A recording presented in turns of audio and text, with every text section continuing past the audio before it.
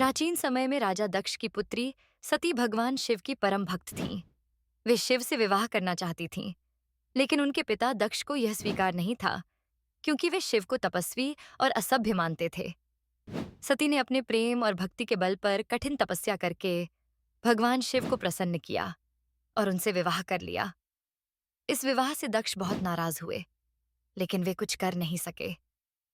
कुछ समय बाद राजा दक्ष ने एक महायज्ञ आयोजित किया और सभी देवताओं को आमंत्रित किया, लेकिन उन्होंने जानबूझकर शिव और सती को नहीं बुलाया। जब सती को यह पता चला, तो वे अपने पति शिव से अनुमति लेकर अपने पिता के यज्ञ में गईं। यज्ञ स्थल पर पहुंचने पर उन्होंने देखा कि उनके पिता दक्ष भगवान शिव का अपमान कर रहे हैं।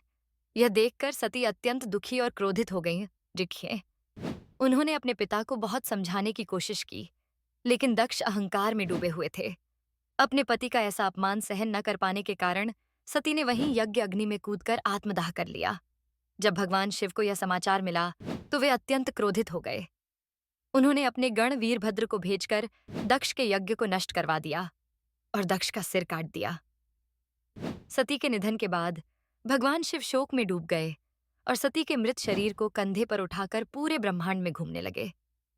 इस स्थिति को देखकर भगवान विष्णु ने अपने सुदर्शन चक्र से सती के शरीर को टुकड़ों में विभाजित कर दिया। ये टुकड़े धरती के विभिन्न स्थानों पर गिरे, जो बाद में 51 शक्तिपीठों के रूप में पूजे जाने लगे। बाद में सती ने पार्वती के रूप में जन्म लिया और फिर से कठिन तपस्या कर भगवान शिव को पति के रूप में प्राप्त किया। यह कथा प्रेम, त्याग, भक्ति और नारी सम्मान का प्रतीक है। यह हमें सिखाती है कि अहंकार का अंत निश्चित होता है और सच्चे प्रेम व भक्ति से भगवान को प्राप्त किया जा सकता है।